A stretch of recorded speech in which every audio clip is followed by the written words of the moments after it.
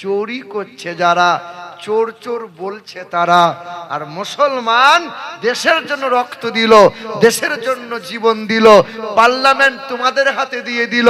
এই দেশের মাটিতে, এই দেশের মাটিতে মুসলমানদের অবদান সবচেয়ে বেশি রইল। এই দেশ আমার বাপ মায়ের দেশ। কার দেশ? আপনার বাপ মায়ের নয়? বলেন, আদম নবী, মা হাওয়া পৃথিবীর কোন জায়গায় এসেছিল বাবা? কোন জায়গায়? আরে আমাদের আব্বা, আমাদের মা ভারতের জমিনে এসেছিল, শ্রীলঙ্কায়। তখন তো ভারত অখণ্ড, শ্রীলঙ্কা ছিল ভারতের অংশ। মা আপনার পাকিস্তান, আফগানিস্তান এসব ছিল তো ভারতেরই অংশ। মুসলমান বন্ধু আমার, সোনার চাঁদেরা, আমার আল্লাহ পাক রব্বুল আলামিন এই মুসলমানকে, আমাকে, আপনাকে এই পৃথিবীতে ভারতের জমিনে পাঠিয়েছেন। আমরা যেমন অতীতে দিয়েছি রক্ত জীবন, আগামীতেও দেশের জন্য জীবন দেব। যত অত্যাচার করছো করে যাও, তবে একদিন ইনশাআল্লাহ ইসলামের বিজয়ের পতাকা উড়বে। এটা আমাদের বিশ্বাস, এটা আমাদের ঈমান। সকলে মুহাব্বতে দুরূদ শরীফ আল্লাহুম্মা সাল্লি আলা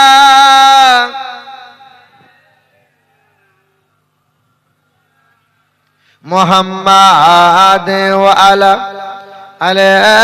সাইয়্যিদিনা।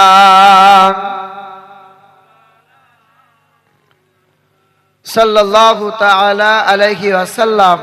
তো এই ইসলাম এত সহজ ভাবে আসে নাই বাপ।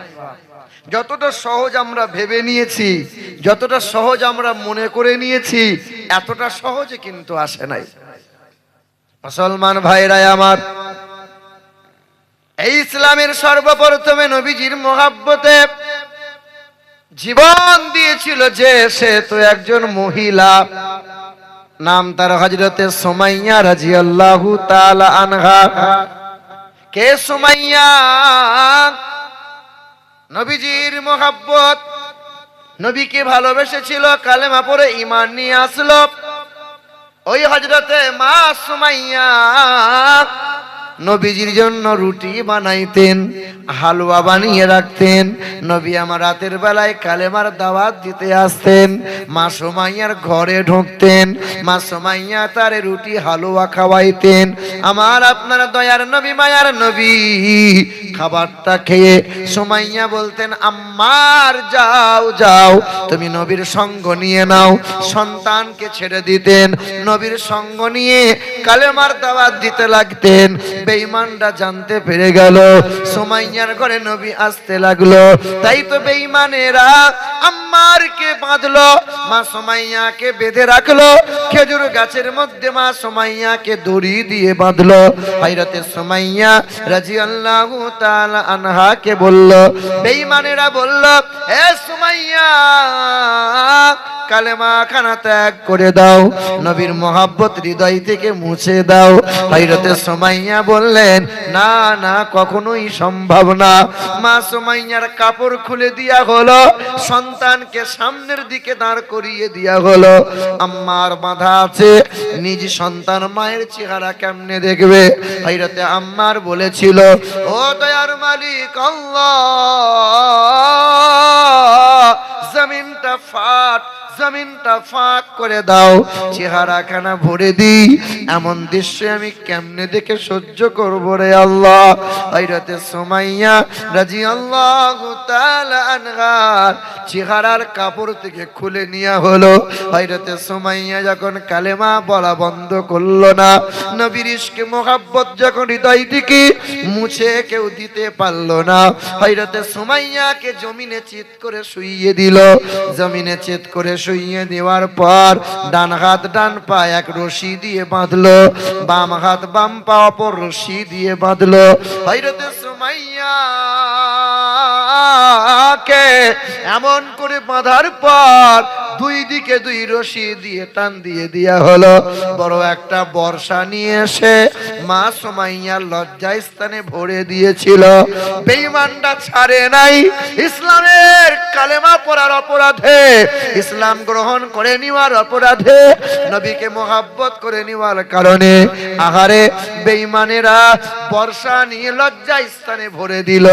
এমন করে পাক দিয়েছিল, ভেতরকার নারী মরি কলিজা পর্যন্ত ছিঁড়ে বার করে নিল। মা সুমাইয়া বেঈমানের মুখে থুতু ফেলে বলেছিল, বেঈমানের দল, রক্ত নিলি, কলিজা নিলি, রক্ত মাংস চেহারা কানা থেকে এমন করে রক্তের বন্যা বইয়ে দিলি। আল্লাহর কসম, আমার হৃদয় থেকে কালেমা লা ইলাহা ইল্লাল্লাহ মুহাম্মাদুর রাসূলুল্লাহ কালেমা জারি বন্ধ করতে পারবি না। বেঈমান যখন দেখল সুমাইয়ার জবানে কালেমা জারি আছে, ওই সময় বেঈমানেরা করলো কি, লজ্জাস্থানে বর্ষা ফেলে দেওয়ার পর শান্ত হলো না, ক্ষান্ত হলো না। ডান দিকে রশি বেঁধেছে, বাম দিকে রশি বেঁধেছে। ডান দিকের রশিটা নিয়ে ঘোড়ার পিঠে বেঁধে দিল, বাম দিকে রশিটা নিয়ে ঘোড়ার পিঠে বেঁধে দিল। হাত পা দুই দিকে টান দিয়ে বাঁধা রইল। একসঙ্গে চাবুক মারা হলো ঘোড়ার পিঠে। যেমনই চাবুক কানা পড়ে গেল, মা সুমাইয়ার দেহ কানা দু খণ্ড হয়ে গেল। আহারে দ্বিপহরের সময় সুমাইয়া ইন্তেকাল হয়ে গেল। সূর্য যখন অস্ত যায়, মাগরিবের যখন ওয়াক্ত হয়, এই দুপুর বেলায় শহীদ হয়েছে। সন্ধ্যা বেলায় তার দেহের মাংসের ভিতর থেকে কালেমা লা ইলাহা ইল্লাল্লাহু মুহাম্মাদুর রাসূলুল্লাহর ধ্বনি উচ্চারিত হয়েছে। পড়ো লা ইলাহা, জোরে লা ইলাহা, লা ইলাহা ইল্লাল্লাহু মুহাম্মাদুর রাসূলুল্লাহ। হে মুসলমান ভাইরা আমার, ইসলাম এত সহজ ভাবে আসে নাই। আবু বকর রাদিয়াল্লাহু তাআলা আনহুর পরে ওমরে ফারুক যখন খেলাফতের আসনে বসে গেল, ওমরে ফারুক রাদিয়াল্লাহু তাআলা আনহু নামাজরত অবস্থায় ছিল। ফজরের নামাজ পড়াচ্ছিলেন তিনি, পিছনে মুত্তাকি মুসল্লিরা সব দাঁড়িয়ে আছে। এমন সময় এক বেঈমান কাঁথা কম্বল ঢাকা দিয়ে, চাদর জড়াইয়ে, বড় একটা ভুজালি নিয়ে নামাজের কাতারে দাঁড়িয়ে গেল। ওমর রাদিয়াল্লাহু তাআলা আনহু যখন তেলাওয়াত করছিলেন, সবাই নামাজে মশগুল হয়ে আছেন, এই বেঈমান আবু লুলু নামে এই বেঈমানটা ভুজালি নিয়ে গেল, ওমরে ফারুকের পেটের মধ্যে গেঁথে দিল। 8 বার খোঁচা মেরেছিল। ওমরে ফারুক ভেতর থেকে নাড়িগুলো বেরিয়ে গেল। বাম হাতে করে নাড়ি টান দিয়ে, আব্দুর রহমান বিন আউফ ছিল নবীর সাহাবী, আহারে ওমরে ফারুকের পিছনে সঙ্গে সঙ্গে বলে, এ আব্দুর রহমান, নামাজ তুমি সমাপ্ত করো, ইমামতির জায়গায় দাঁড়াইয়ে যাও। ওমরে ফারুক রাদিয়াল্লাহু তাআলা আনহু পিছনে এসে দাঁড়িয়ে গেলেন। নামাজ সমাপ্ত হয়ে গেল। ওমরে ফারুকের কাছে সবাই ছুটে এলো। পেটের ভিতর থেকে নাড়িগুলো সব বার হয়ে যায়। কাপড় দিয়ে বেঁধে দেয়া হলো, পানি পান করাই, নাড়ি দিয়ে অটোমেটিক বেরিয়ে যায়। ঔষধ পান করাই, পেট দিয়ে বার হয়ে যায়। ওমরে ফারুক রাদিয়াল্লাহু তাআলা আনহু যখন পৃথিবী থেকে বিদায় নিয়ে নিচ্ছেন, তখনও তিনি বলে যাচ্ছেন, হে আমার নবীর উম্মত উম্মতিরা, আমার নবীর সাহাবায়ে কেরামেরা, হে আমার সহচর ভাই ভাতিজিরা, তোমরা জানো মরণ কাল পর্যন্ত কোরআনকে আঁকড়ে ধরিও, নামাজ যেন ছাড়িও না, আর আহলে বায়তের গোলামি করে যেও, আহলে বায়তের মোহাব্বত না করে পৃথিবী থেকে যাইও না। ইসলাম এত সহজ ভাবে আসে নাই। উসমান গানি রাদিয়াল্লাহু তাআলা আনহু কোরআন তেলাওয়াত করছিলেন। আরে আমরা তো কারবালার ঘটনা জানি, ইমাম হুসাইনকে 3 দিন পানি বন্ধ করে দিয়েছিলেন। আহারে উসমান গনি এমন একটা সাহাবী ছিলেন যে উসমান গনিকে বলা হয় জিন্নুরাইন, নবীর 2 নূরের অধিকারী ছিলেন। কে উসমান গনি, যে উসমান গনিকে দেখলে পরে ফেরেশতারা লজ্জিত হতো, সেই উসমান গনি রাদিয়াল্লাহু তাআলা আনহু ইসলামের জন্য মাল সম্পত্তি ধন দৌলত সব দান করে দিয়েছিল। সেই উসমান গনিকে 40 দিন পানি বন্ধ করে দেয়া হয়েছে। 40টা দিন দোকানে খাবার দেয় না, কুয়াতে পানি দেয় না, বাগানে কোনো খাবার ফল পাবে না। উসমান গনিকে ঘেরাও করে নিল, ঘেরাও করে রইল। উসমান গনি বাজারে বার হতে পারবে না, তারে পানি দেওয়া হবে না। কুয়াগুলো উসমানের জন্য বয়কট। যে উসমান গনি কুয়া ইসলামের জন্য দান করেছিল, আজ উসমানের জন্য কুয়া বন্ধ হয়ে গেল, দোকানে খাবার কেনা বন্ধ হয়ে গেল।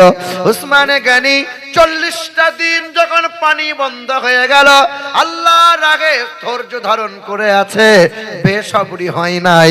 সামনে আছে কোরআন, সূরা বাকারা তেলাওয়াত করছিল, ফাসায়াকফিকাহুমুল্লাহ ওয়া হুয়াস সামিউল আলিম। কোরআন তেলাওয়াত করছিল আর মুনাফিকরা এসে গেল। আর মুনাফিকরা সামনে এসে কেউ উসমান গনির দাড়ি মুবারকটা টেনে ধরলো, কেউ বুকে পা রাখলো, উসমান গনির গর্দানে তলোয়ার চালিয়ে দিল। সামনে ছিল কোরআন, উসমান গনির দেহের লাল রক্তে পাক কোরআন রঞ্জিত হলো। ইসলাম এত সহজ ভাবে আসে নাই, জীবন দিতে হয়েছিল ইসলামের জন্য বন্ধু। তবে এটা মাথায় রাখবেন, উসমান গনিকে শহীদ করেছিল যে মুনাফিক মুসলমান ছিল সে, আর মাওলাই আলী কেউ শহীদ করে দিল কুফার জামে মসজিদে। শহীদ করলো যে মুনাফিক মুসলমান আব্দুর রহমান ছিল সে। বন্ধু আমার সোনার টুকরোরা, না না এখনো সন্তান আছে, কত নেক সন্তান আছে, এখনো কত ভালো ভালো ঘরের সন্তান আছে। ইসলামের বিজয় এনেছিল কত মানুষেরা, যারা জীবন দিয়েছিল, শহীদ হয়েছিল। বন্ধু আমার সোনার টুকরোরা, 2 ভাই, ছোট ভাই বিয়ে করেছে, বড় ভাই বিয়ে করে না। ছোট ভাই বলে বড় ভাই আপনি কি বিয়ে করবেন না? বলে ভালো মেয়ে পাই না, ভালো মেয়ে পাই না। ছোট ভাই বলে বড় ভাই এম.কম আছে, বি.কম আছে, ধনী ঘরের মেয়ে আছে, বিয়ে করবেন না কি বলেন? আহারে বড় ভাই বিয়ে করে না, এক অলির দরবারে গেল, কারণ সে নেককার কন্যা খুঁজে পায় না। আল্লাহর ওলিকে বলে হুজুর আমার কি বিয়ে হবে না? আল্লাহর ওলি বলে বাবা কেমনে মেয়ে চাও? বলে এমন একটা মেয়ে চাই যে নেককারিনী মেয়ের কারণে বিবির জন্য আমি হাসরের ময়দানে জান্নাতি হব। আল্লাহর ওলির দরবারে আছে, ফজরের টাইমে এক মহিলা মসজিদের সামনে এসছে আল্লাহর ওলির কাছে, হুজুর আমার বাবার জন্য দোয়া করেন, আমার বাবা খুব অসুস্থ। বলে তোমার বাবার নাম? বলে অমুক। বলে তোমার কি বিয়ে হয়েছে মা? বলে না হুজুর আমার বিয়ে হয়নি। বলে বিয়ে কেন করলে না? বলে ভালো ছেলে পাই না, আমি এমন একটা ছেলে খুঁজছি যে আমার স্বামী হবে, বড় নেককার আল্লাহওয়ালা হবে, যে আমার হাতটা ধরে জান্নাতে নিয়ে যাবে। বলে অসুবিধা নাই, পাওয়া গেছে। বাবার কাছে গেল, দোয়া হলো, বিবাহ দিয়ে দিল, সেই মানুষটার সন্তান হলো। সেই মানুষটাকে জানেন 1771 সালে সিরিয়া বিজয় করলো, 1769 সালে মিশর বিজয় করলো, ইসরায়েলরা দখল করে আছে মসজিদুল আকসা। 1783 সালে মসজিদুল আকসা বিজয় করেছিল, নাম তার সালাউদ্দিন আইয়ুবী রহমতুল্লাহ আলাইহি।